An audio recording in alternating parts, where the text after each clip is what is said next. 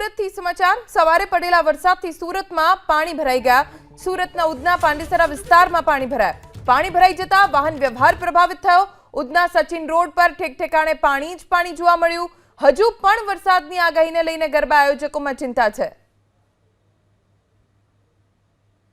સુરત શહેરના પાંડેસરા વિસ્તારમાં જબરદસ્ત પાણી વરસ્યું અને જે પ્રમાણે અત્યારે હાલ રોડ રસ્તા છે એ નદી નાળાનું સ્વરૂપ ધારણ કર્યું છે। આ પાણીનું વહેણ તમે જોઈ શકો છો।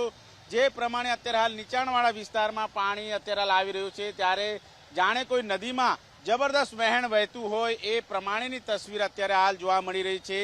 આ રીતે જબરદસ્ત વરસાદ છે એ સુરતના પાંડેસરા વિસ્તારમાં વરસ્યો અને જે રીતે આ પાણીનું વહેણ છે એ નીચાણવાળા વિસ્તારમાં પસાર થઈ રહ્યું છે ત્યારે સામે છેડે તમે જોઈ શકો છો જ્યાં નજર નાખો ત્યાં ઘૂંટણસમા ઢીચણસમા પાણી છે ત્યારે તેને લઈને લોકો ભારે હાલાકીનો સામનો કરી રહ્યા છે।